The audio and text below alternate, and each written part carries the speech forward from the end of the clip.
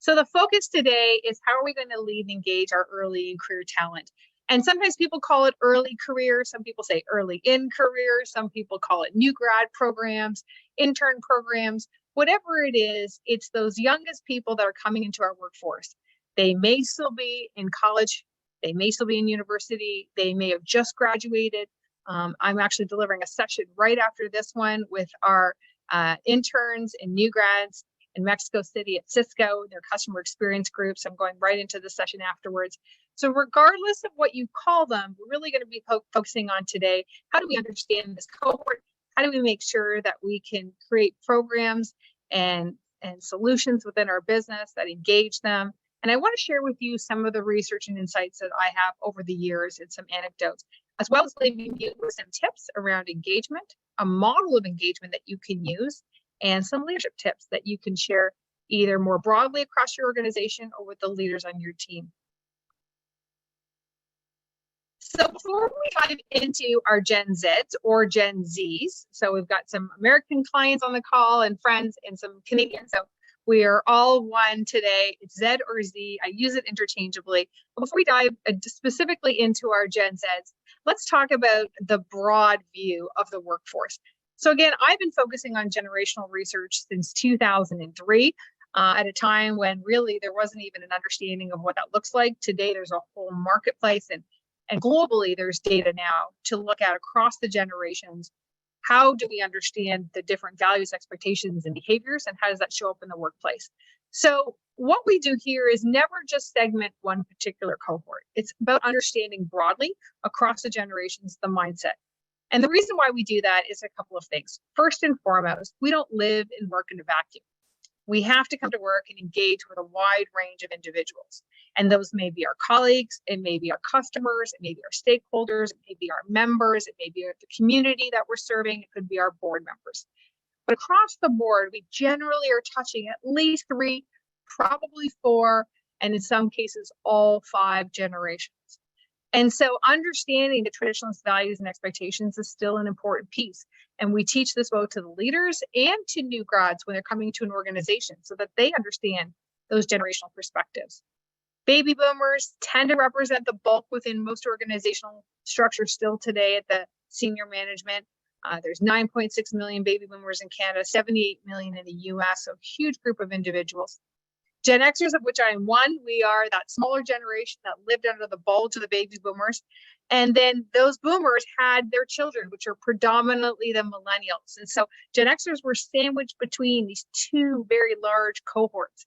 And so we are a generation that are now in leadership positions, and in some cases sticking our elbows out saying it's our turn, right? It's our turn to be able to have our voice.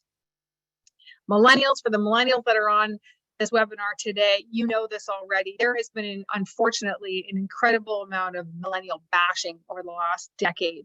I'm seeing it slow down, but much of my work for many years was working with leaders to understand why are they thinking some of these negative things and how to reframe the skills and expertise that the millennials bring.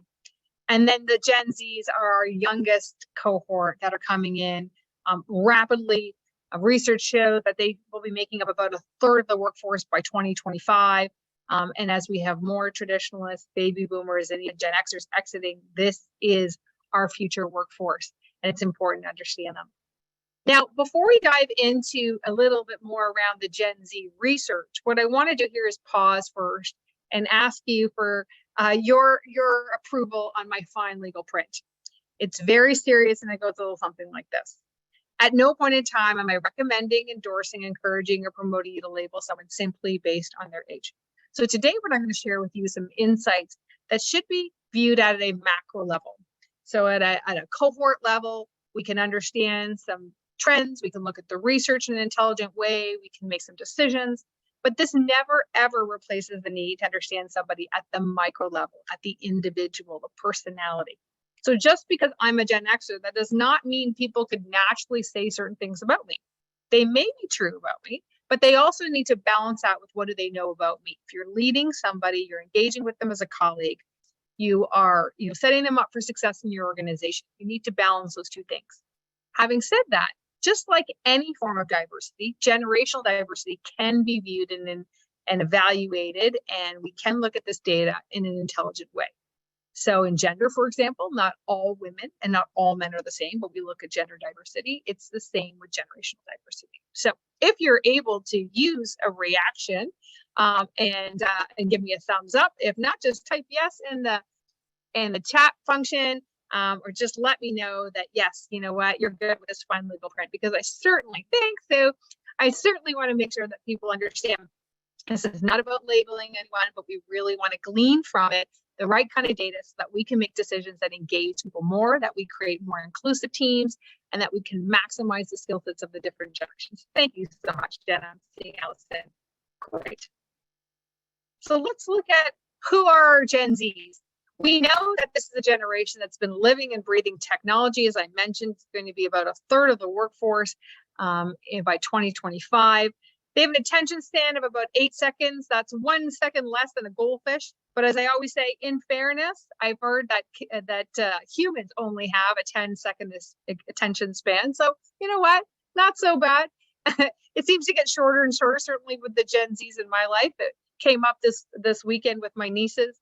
They spend about 8 hours a day online. So if you want to have a meltdown with any of the Gen Zs in your life, just shut off the Wi-Fi, which is what I did at the cottage. Well, I just didn't give them the password. So I tell them they only get the password when they do chores. And obviously this is a generation that has been, using social media and leveraging it. And there are a lot of pros of that. There can certainly be some cons. And we want to understand this generation as it relates to their technology. And how do we leverage their innovative, their creative, and their propensity towards technology in a way that will work well for our organizational structures and teams. So before actually putting this, I want you to type in the chat box, what are some words you would use to describe the Gen Zs and Gen Zs in your organization or your team or those that you are looking to coach? What word would you use to describe them? Type in the chat box. Because I asked them smart and energetic, yes. I asked the Gen Zs when I did some national surveys and then I did some focus group surveys.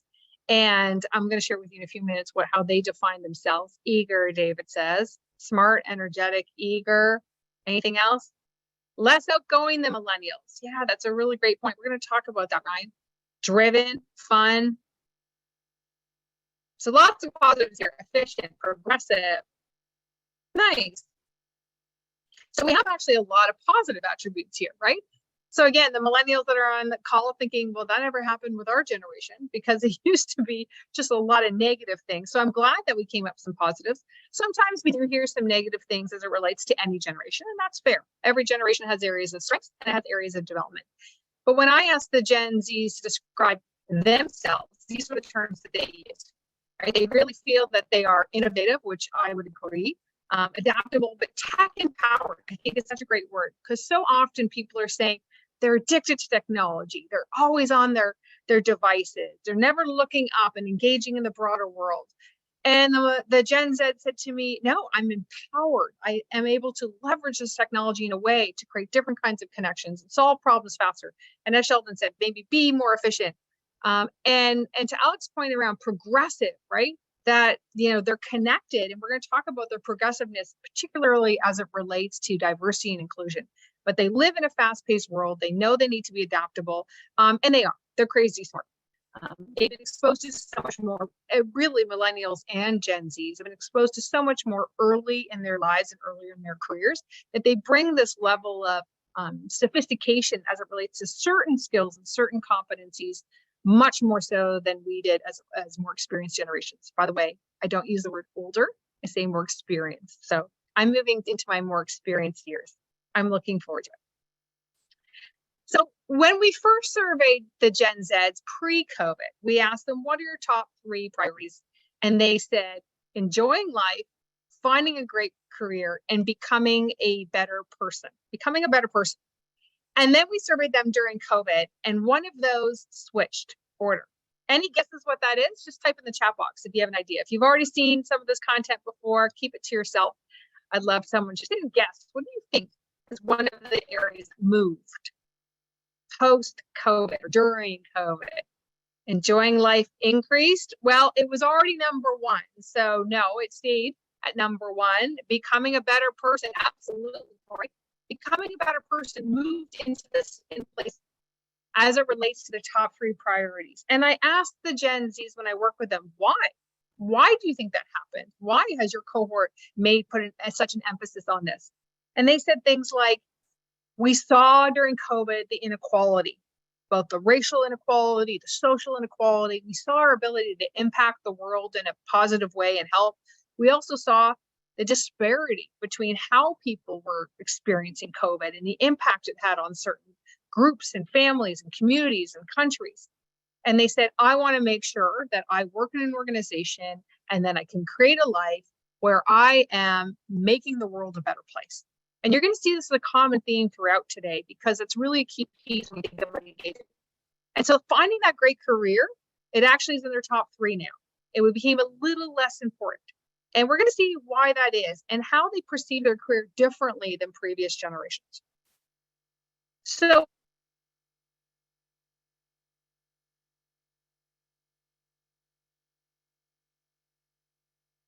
I'm actually not sure you guys can hear that because I tested it before and it wasn't playing. So I don't know if anyone heard it, but it was a cute little TikTok. And it says, when my boss says I don't want you staying up too late to work on this, the young woman shuts her laptop and says, you don't have to worry about me. You do not have to worry about me. And she says it in kind of a fun, sassy way. So the point was, yeah, you know what? Because guess what? I'm going to enjoy my life, number 1 priority. I'm going to become a better person, whatever that is, involved in my communities and giving back. And so, yeah, work's important, but you know what? You're not going to have to twist my arm to take some time off. Where we know previous generations, and sometimes we had to pull them away from the session. While he says you froze, maybe take a 3-second pause. Okay. So hopefully I'm back and I'm strong. So give me a thumbs up or tell me in the chat function if you can see and hear me perfectly now. So we wanted to see, what do Gen Zs want? What are the things that they want? And we asked, thanks, Corey. Thanks, Rod. Excellent. It's always great. It's always a little bit weird when we do these webinars because I'm just speaking and we're not really having as much of an interactive session as I normally do in a workshop. So we asked Gen Zs, what do they want? And we used some very simple language because we were surveying really young people. They were still in high school. And they said, so we used words like boss instead of leader. We said job instead of career. But they said, I want to have a great boss or great leader. Yes, that's always important to every generation. They, pre-COVID, wanted to be able to choose where and when they worked. They wanted to be part of a team. And 76% said they wanted to be part of a diverse and inclusive environment. We surveyed again in COVID, now smaller sample size, but we surveyed them again, and that diversity and inclusion number increased. Any guesses what it jumped up to? Take a guess. It went from 76 to what? 85, 90, Christine says. Any other guesses? A little higher, 92, Alex? Well, it went to 100% of those we surveyed said, I want to live and work in a diverse and inclusive environment. So I don't know if you're surprised by that, but I was surprised. Yes, absolutely. Wow. So this is no longer a nice to have. This is a must have for the Gen Zs. And when they think about diversity and inclusion, it's very different than previous generations. They are not framing this just as it relates to age, sexual orientation, gender, religion, culture. It is all of the ways in which we are unique, all of the ways in which we can be our true selves. If you are a marathon runner and a vegan and a practicing Buddhist and a dog mom, what does that mean? How do you come to work and show up and present your whole self, right? And all the ways in which that can be incorporated and included and respected. And so they are really pushing us as a generation to think more broadly. So when somebody said progressive, I think it was you, Alex, said progressive, then it is about the progressiveness also in our organizational cultures. So I want to do a quick poll right now because Gallup came out with a study. Actually, I think it was a 2022 study. I looked at the updated one. And I want you to vote on what do you think was least important to Gen Zs when they joined an organization.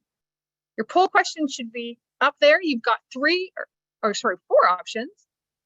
Does the organization care about employee well-being? Was that least important to them? The organization's leadership is ethical. Was that not important? The organization is diverse and inclusive of all people.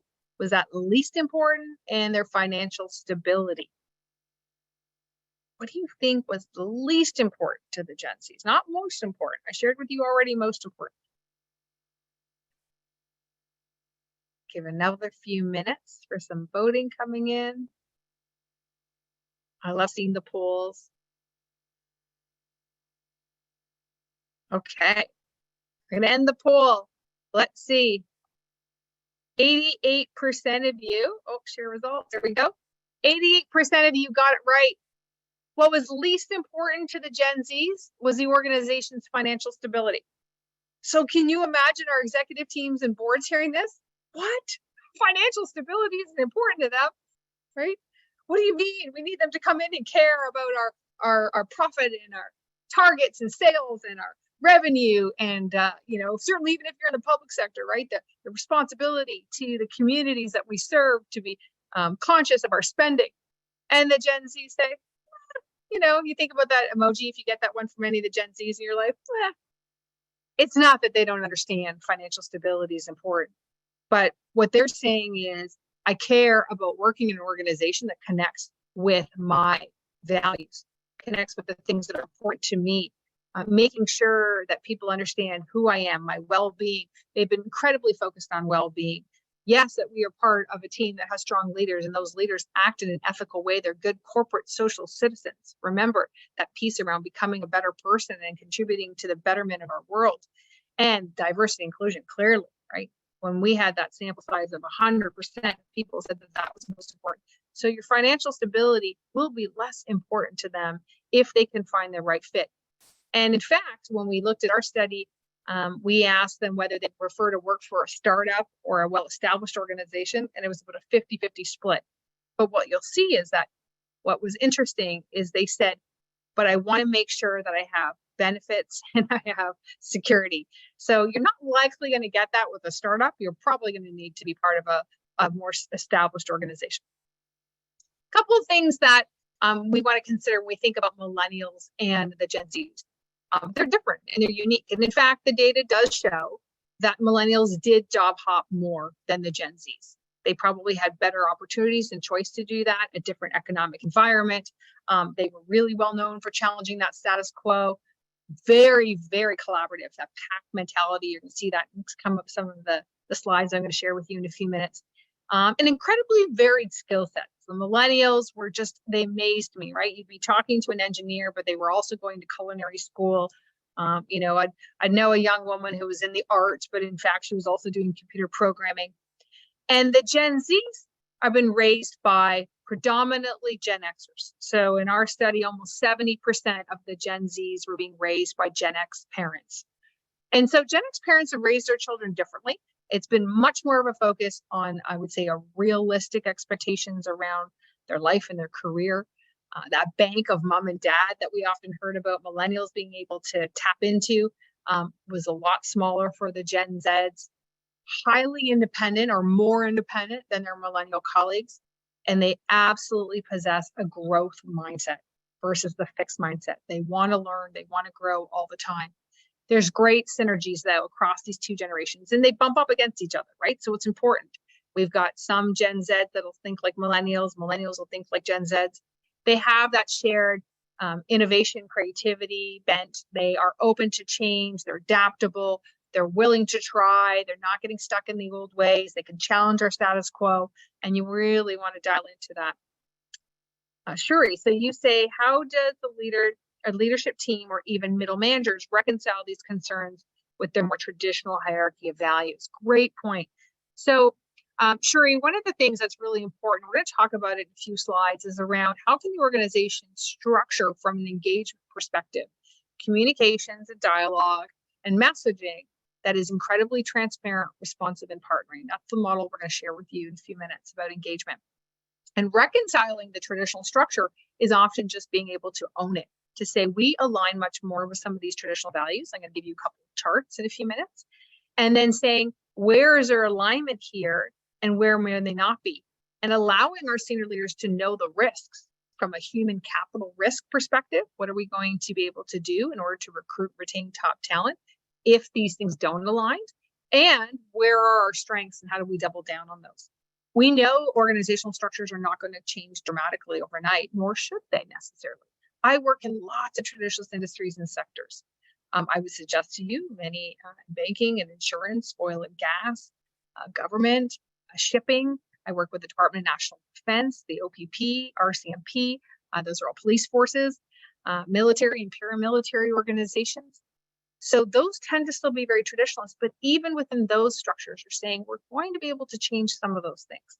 And how do we lean into those areas? And how do we make sure we bring younger people along to help progress that in a co-creative model? I hope that answered your question, Sheree. Thank you.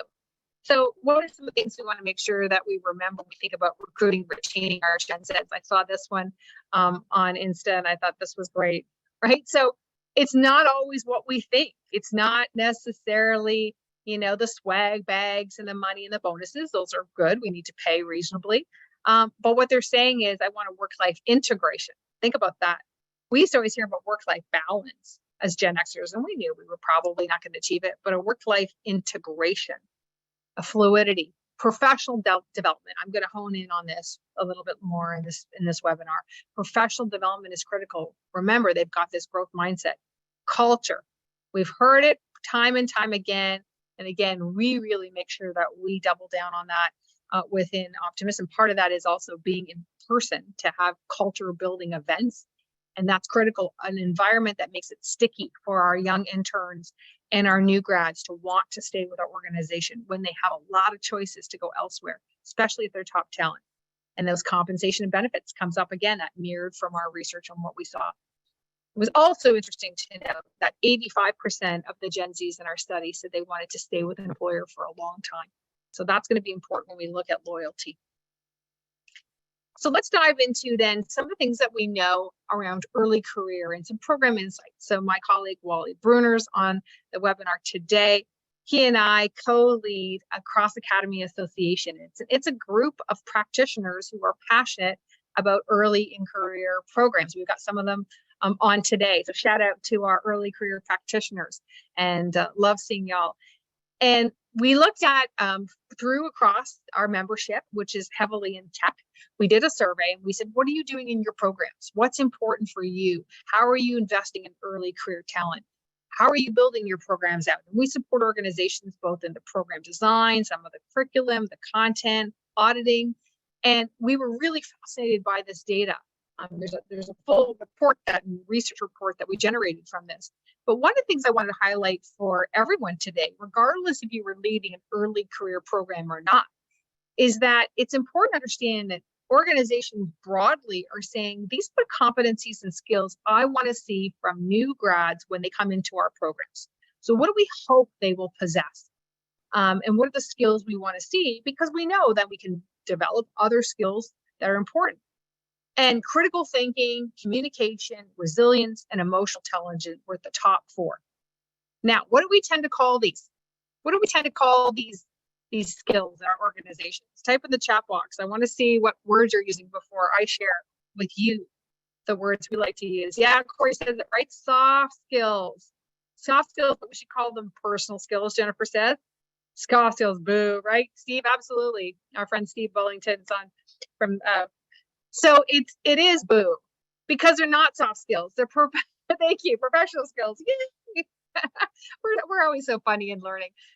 Professional skills, power skills. We were just on a session last week and someone says, why are they not called our power skills, right? Minimum, exactly. There are professional skills. These are not soft things, nice things to have. These are critical for your success in your career. And so this is really important.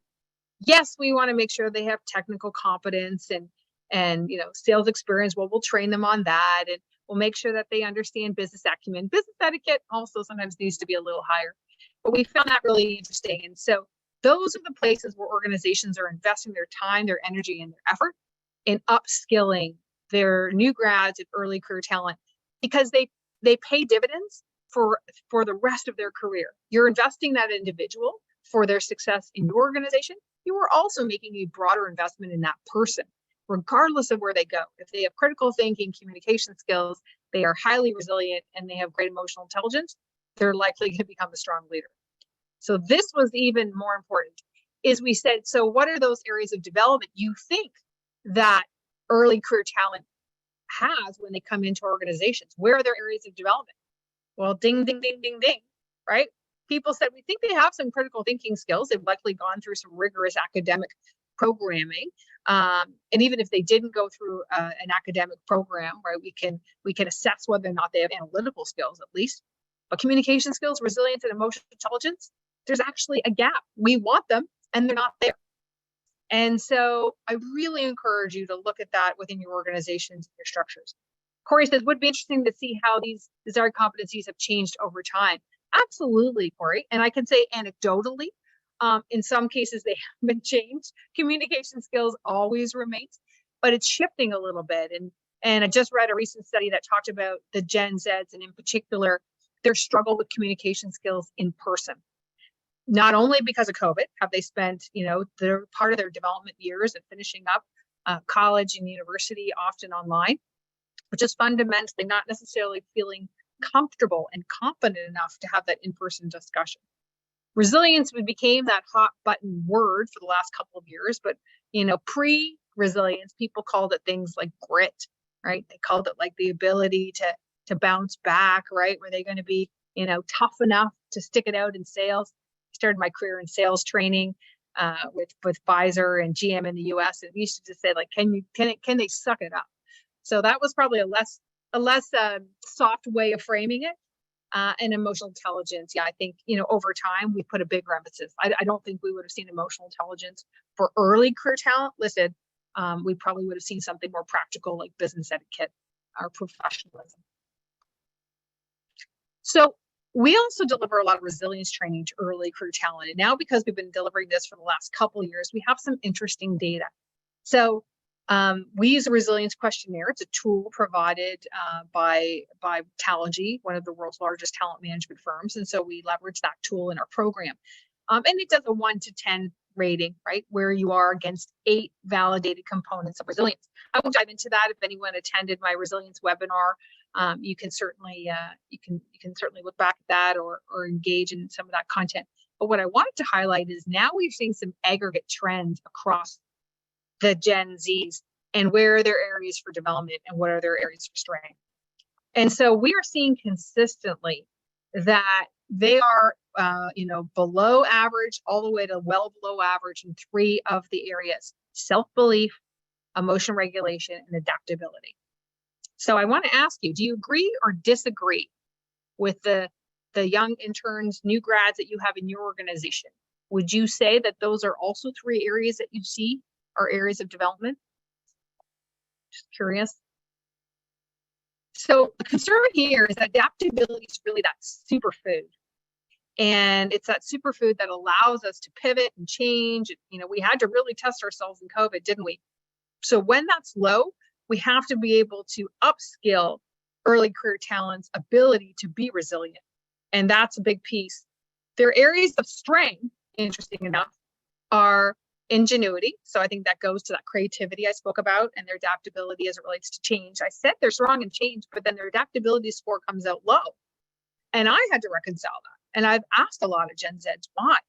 And they said, I feel like it can be adaptable as it relates to picking up new technology or learning a new skill, but I'm not necessarily adaptable when I get knocked down and getting back up.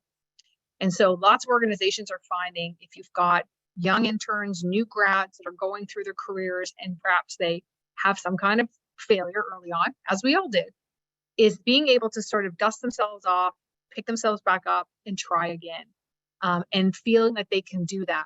So purposeful direction is high for the Gen Zs, meaning I understand the purpose and where I want to go and staying focused on my goals. And challenge orientation, that goes to that growth mindset. So think about people that really like to stretch themselves and say, this is a challenge for me. I got to figure this out. I got to solve this problem. Victor said they disagree about self-belief. So type in the chat box, Victor, and nice to see you on the webinar. Victor's my my good friend and lawyer. It's always good to have a lawyer on a webinar, Victor. Tell me why you disagree about self-belief. I'm curious. It's a good one. Sometimes people say I disagree because you're off the clock. That's right. You're just learning. You're doing your own personal development. Self-belief, some people will say, well, no, because they come in with such confidence and sometimes bravado. So I can't imagine why their self-belief is low. This generation, unfortunately, has been dealing with high levels of anxiety and depression. And there's lots of data to support that. I'm not a clinician, and I don't necessarily have answers for entirely why that is. But in the Gallup study, they looked and they said 68% of Gen Zs define and have rated themselves as being stressed out a lot of the time. And this is part of what we're seeing in some of the burnout that's happened. In addition to that, when we see young people leave our organizations, people say, oh, you know what, they're just job hopping. They're not loyal. Many times those studies are saying it's in fact they're feeling burnt out and they weren't reaching out for help. So they just opted to opt out. They left altogether. So it's just one of those things to consider when we look at, resilience and how do we support. It's that communication, that resilience and emotional intelligence. It's those areas that we really want to provide support for. Definition of emotion regulation means that the extent to which an individual is able to remain calm and in control of their emotions. Yes. Thanks, Jeremy, for providing that. Yeah, thank you. And that is the definition that we use. And many times they don't necessarily feel that they have the skill sets yet on how to manage their emotions in the moment, especially if they receive some negative feedback. So let's consider. And Victor says, interesting, maybe the confidence being exuded is to show the appearance of strength, especially in a new work environment setting. Yes. And think about the fact that, certain professions that will absolutely require that, competitive industries, making sure that you're coming out and being bold, being told that you have to come in and really, mark your territory, put your stamp on things, so to speak, and define yourself as a leader. But internally, the stress and the fear that I don't know what I'm doing. And if I don't succeed, if I'm not perfect, if I don't get it, completely right the first time, what's going to happen? And there's a long history for why that's occurred for Gen Z. So we can go back and unpeel it. Some of the people on our call here today, I think, are from the education sector. I've got my family and friends that work in the education sector. We can go back and look both at the college level, the high school level, all the way back to the public school system and our focus on education. So there's a lot of things that have sort of built up to create a situation where Gen Zs feel like I've got to come in and win and I have to be great all the time. And that can put a lot of pressure on their colleagues. So we need to be able to support them both in their growth and in their ability to see learning through failure. So let's look at a couple of things that we do within our learning and enablement practices as it relates to the research and the work from my first book. So what we do is look across the generations and say, how do different values show up? What does that look like? And this is where I want to highlight for you. I'm just going to annotate if I can here. I want to highlight for you that, in fact, we are removing the age ranges here. If you notice across the top, there are no age ranges. And the reason why is it doesn't matter what year you were born. It's what mindset do you most align to. And so I want to share with you 3 different organizational factors. The first is relationship with the organization. So as I shared with you, in our study, 85% of the Gen Z said they want to stay with an organization for a long time. People say, well, what does long time mean? So yeah, type in the chat box. Tell me what you think a long time means for a Gen Z. But we want to really understand, and I think to see the comment that talked about traditional, how do you reconcile the traditional differences? Who that was that said that. But the idea that how do we reconcile, yeah, Shuri, how do we reconcile it? Your organizational structure might be one that is incredibly structured around long-term tenure and commitment, so service awards, that the organizational structure was you have to commit to, right, the employer. So this is the big organizational structure. So it's the bank or it's the firm or it's the, the company at hand. And over time, we see that loyalty shifted away from the organization and really much more down to an individual, a team, or a particular value system or structure. And so that's an important piece. It's not that the different generations aren't loyal, it's where they place their loyalty that differs. And we also need to recognize when we think about our perceptions of career. So you remember I started off talking about the fact that the Gen Zs view their career, they put it into third place in their priorities. And that can be very different when we have a strong baby boomer culture, where often their career was tied to their self-worth. I am what I do. And if I no longer do that, who am I? Gen Xers were that first kind of generation to challenge that a little bit, to say, look, I love my career, I love my work, I'm committed, I work hard. But guess what? There's a whole bunch of other things going on in my life that are just as important, or sometimes more important, than my work.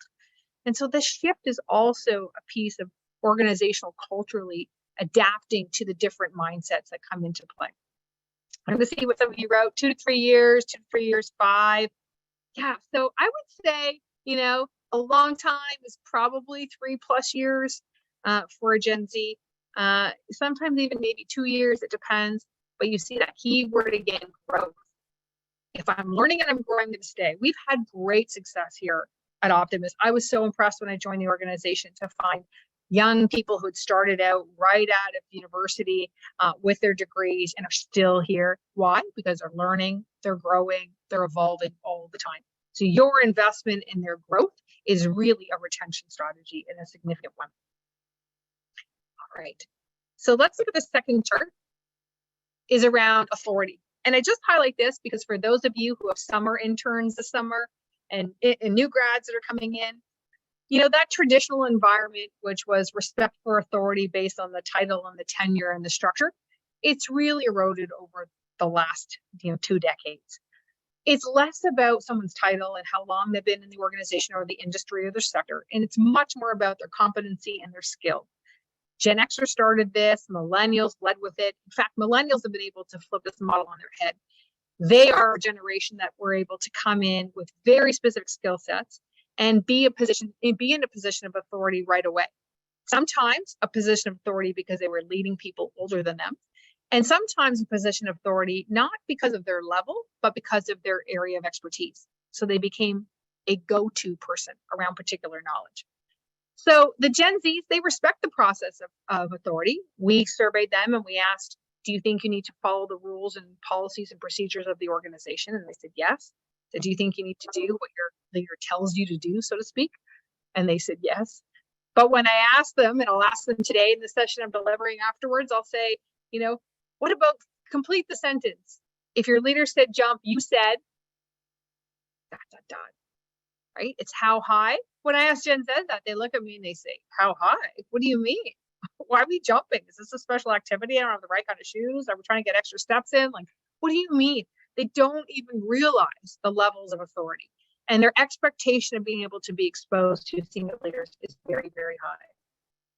And the final area as it relates to is work styles. And what does it mean from a work style perspective? And this generation, remember, they said that work-life integration is important. They live and work in a very agile way, not just an agile business model, but I think of it as agile as it relates to that expanding, contracting of an elastic band, right?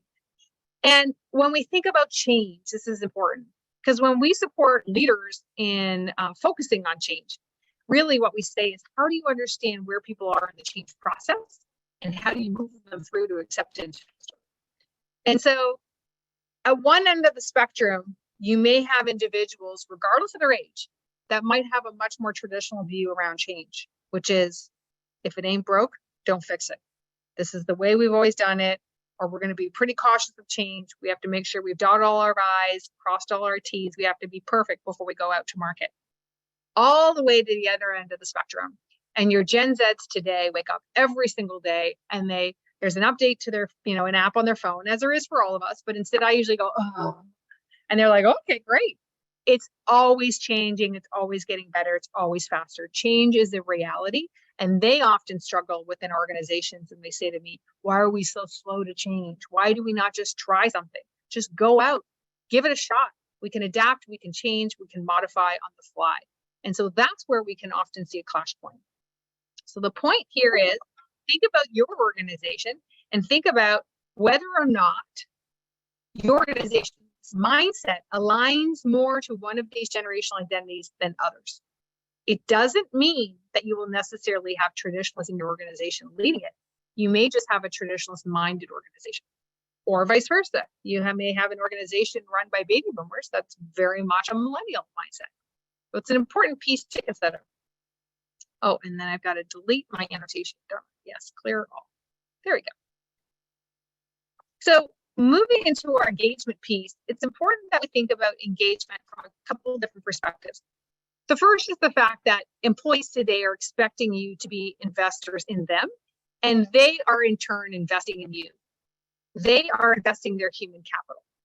And so they're looking for a win-win relationship with you as the employer. They're expecting that you're going to deliver on the deal that you've promised them.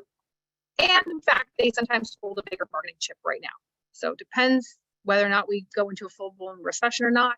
But for the last year and a half, they've held a pretty strong bargaining chip when it comes to being able to find work and lead themselves into a career that they feel is meaningful. When we think about engagement, it's really about the two sides of the coin. There's the employee side and the organizational side. And on the employee side, this is what your engagement surveys measure, the head and the heart. So are people expending discretionary effort? Are they choosing to give you 110% more often than not in their work? Is their heart in it? Do they care about what they're doing? And do they accept accountability? When something goes wrong, they don't blame other people, point fingers, they own it. How we create that kind of environment for people to be truly engaged is by being more transparent, more responsive, and more partnering. And that goes to that piece of Shuri around reconciling that traditional culture. Transparency is about being open and honest and forthcoming with your motives and intentions. It's about creating a clear line of sight for people around what they're doing and the impact it's having on the big picture. So going back to what we know about the Gen Zs and the fact that they want to become a better person and work in an organization that aligns to their values, we've got to be transparent about that. How do we do that? How do we communicate that? How do we make the connection points? Responsiveness is engagement. It's fundamentally soliciting employee opinions more, involving people more in solutions and problem solving. And we really want to do that with our youngest talent because they're eager to contribute. And the third is partnering. And partnering means that we accept and embrace the concept that every single person in your organization and your team is an investor. And they are investing their human capital. So it's an old book, but I love it. It's called Human Capital, and it's by Thomas Davenport. And he says, we all have 5 things we can give an employer: our time, our knowledge, our expertise, skills, time, and effort. So our young interns and new grads, knowledge, expertise, might be unproven, untested. Their skills we might not know. They may have some gaps in their competencies, but they can always give us time and effort. And if we embrace it as they are investing in us as well, then we create a very different kind of relationship. And it's a relationship that's focused on how are we going to drive engagement. When we drive engagement, we drive greater performance and results from our business. Lower cost of goods sold and higher revenues. I thought this was interesting from Gallup. They showed engagement by generation. And so at first blush, I was like, well, you know what? It's pretty consistent. I think that's pretty good. And then I got a little concerned. And I was like, 54% of our Gen Zs and our youngest millennials are saying they're not engaged. Good news is there's not as many people that are actively disengaged. Those are the quit and stayers. Those are the people in your organization that have quit, but they keep coming to work every single day. And they've already checked out. But this is a consistent trend. And so our work really needs to be, how do we move some of those people that are not engaged and they're on that cusp and move them into engagement? How do we dial that up? Because the more we can have engaged employees, the more we're going to get a better high-performing team. And the goal may not be to keep every Gen Z for the rest of their career in the organization. That's unrealistic, but we want to extend that. If it's 3 years, we want to make it 4 or 5 years. And how do we make sure we do that? The role that leaders play in this is really making sure that they demonstrate transparency, responsiveness, and partnering more frequently. That anytime you can analyze the root cause of problems in your organization and your team, so if you're having higher turnover, or you're having, greater absenteeism, or you're not hitting your NPS scores, or your, clients and customers are sending back feedback that they're not happy working with a particular group, or you're having higher turnover with leaders, you want to engage and be able to measure and say what's happening. Can you layer on a generational perspective to that? And fundamentally, for all of us, it's important that we communicate the link to young colleagues that when they are engaged, that is the flow through to our clients, our customers, our stakeholders, our communities that we support. We cannot have engaged stakeholders internally and externally, and stakeholders and partners, clients and customers, if we do not have engaged people internally. And so that is the key work. And this is the reason why we want to make sure that we create environments that engage our youngest colleagues.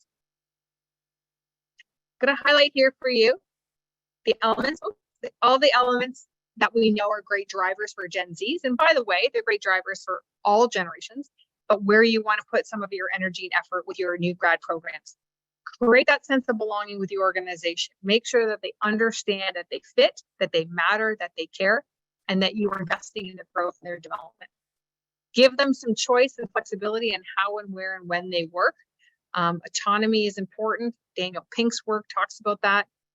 Learning and development, not just because I'm in learning and development do I say this is important, but it's because the data shows it, that allowing them to gain skills and competencies within your structure, within your programs, within the organization is critical, and it helps them see a greater career path. We've got to show them the opportunities that they can have within your business, even if they don't exist. I just did a session last week in Boston, and someone, the CIO, said, there's so many things changing in technology and digitizing our business right now.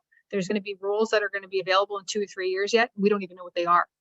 And we talked about the fact that with early career talent, still need to have that conversation. That's what excites them.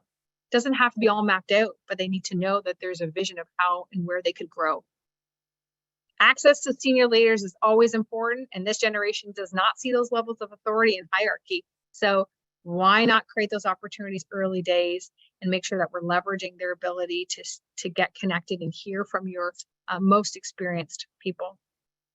Give them meaningful work, not just busy work. Sometimes in summer interns in particular, they say to me, you know, I really wanted to have something that was meatier. I wanted to contribute more. And then we just want to make it fun. And if we don't know how to make it fun, my advice is always ask them. They'll tell us what's fun. Whenever I think something's fun, it's probably outdated by now. But the idea is that we can engage them in fun ways, and work doesn't have to be void of fun. Few things that came from the Gallup report that I looked at, and a few things that I think are important for us to consider, is that we have to actually really encourage and support our youngest colleagues around some of those what we would consider, you know, regular business skills. So eating lunch with your colleagues, why that's important, being available to volunteer, to build your network out, asking for feedback, these things around not necessarily just leveraging the technology. Yes, they're tech empowered, as I mentioned earlier, but how can they build relationships with people in a broader way, and also build up that self-belief, that confidence that they can actually build strong relationships and communicate in an effective way. The other piece for us as leaders as well is that it takes a while for people to get their sea legs, right? To really come in and be able to feel fully competent. And so we have to give them opportunities to work alongside of their most experienced colleagues. We want to do that through informal and formal mentoring or buddy programs. And we know certainly in our early career programs, that's pivotal. And we, of course, know, as Wally will say, the linchpin to any relationship with early career talent is that frontline leader. They must commit to making a strong relationship with them. Because if we don't have that stickiness there, it's going to be so much harder when that new grad has to encounter a problem in their career and doesn't feel, you know, secure, not comfortable. Again, maybe their resilience scores are a little low. Maybe they're not as confident. We really want to make sure that leader's there to be their champion and coaching them effectively. Coaching is when we really have to double down on the support, and coaching and mentoring are two very different things. They're not the same. Sometimes we blend them together. We want to keep those separate. And just that office presence doesn't guarantee necessarily success. So it's not just coming in to the office. For those of you that have back in office experiences, what are we going to do with that? How are we going to show up in an intentional way and create those experiences that connect people? And early career talent, they're responsible for that too. They have to show up and lean in and contribute. And then I want to leave you with a couple of questions today to take back to your teams and think about, how do we meet the needs of our new grads and interns at the same time managing our business needs? So I want you to consider, and you can type in the chat box if you have some thoughts. What experiences do the Gen Z employees need now to be successful in the future for their career? And then how do we provide those opportunities in a way that makes sense to them, but also aligns with our business needs? And that's often the balancing act. It's not that we couldn't do a bunch of things that are amazing, it's how does that align? Thanks, Jeremy's just posted that in the chat box. So you can think about that and also the key takeaway. And for our last 5 minutes, I want to leave you with some additional tips around engagement and some do's and don'ts, and I can take a couple questions from you as a group. So when we're thinking about engaging our early career talent, we want to increase the frequency of communication. And, spoiler alert, video is it. They are living and breathing video all the time. They are on TikTok. They are on Insta. They are watching and seeing video. So let's not send out the long 8-paragraph email. No one's really even wanting to read email anymore. Maybe it's a Teams chat, but can you do a video and find ways to be able to increase the frequency of communication, and allowing that back and forth dialogue is really important. We really want to make sure we solicit the opinions of our youngest colleagues, but we also have to be responsible and proactively manage their expectations. So I'll give you an example. We had an organization we were working with, and they said, well, we want to ask people about, their ideal work structure. And the CEO had a very particular thought process already on what she wanted to see as it relates to return to office. They asked people, and then that did not align at all with what the CEO was hoping she would hear. So, they had to manage those expectations. We want to ask for opinions, but we also want to frame it and say, okay, this is what's reasonable. This is what is not reasonable here.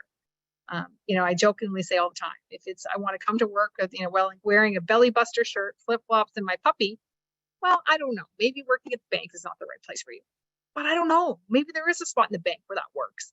So we have to manage that expectation appropriately. Culture. Every study is showing this. Every research report I read is that our culture today is even more important than ever, especially when we've had people that had the opportunity to build their relationships before COVID.